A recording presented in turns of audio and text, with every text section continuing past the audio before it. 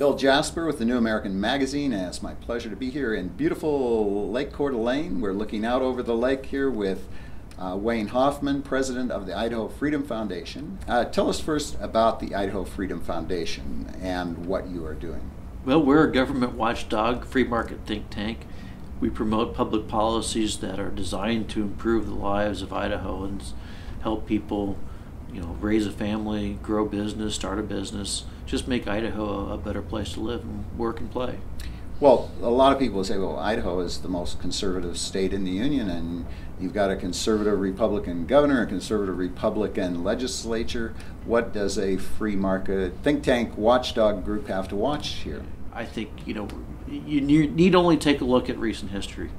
We're the only Republican-controlled state in the country that decided to implement Obamacare by doing the insurance exchange.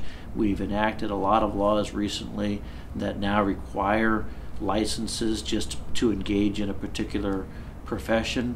You're not allowed to buy insurance across state lines. There are 3 new government boards that have been created just in the last couple of years alone. So, on and on and on. We could do a lot better in our state, without question.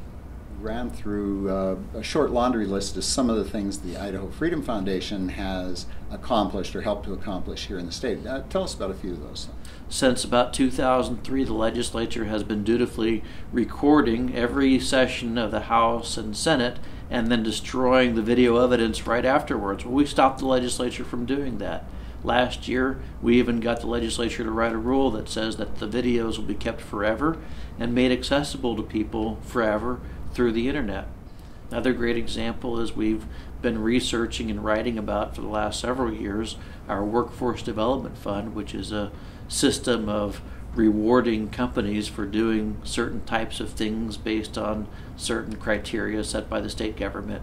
And what we found was that these businesses would take the money and either not fulfill the promises, or in some cases not even ever actually open up, but they would take these millions of dollars and it would just be frittered away. So we forced reforms in the way the Workforce Development Fund operates.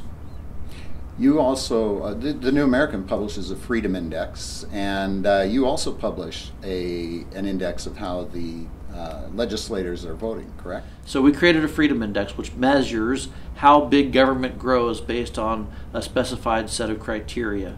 And so not only can you see if a bill grows or shrinks governments, but you can see how an entire legislator's voting record aligns with that over the course of 1 or 2 or 3 legislative sessions. And what we found was most state legislators are actually in favor of or vote for bigger and bigger government, and usually in small ways. A new regulation here, a new government agency there, a higher fee, a new tax.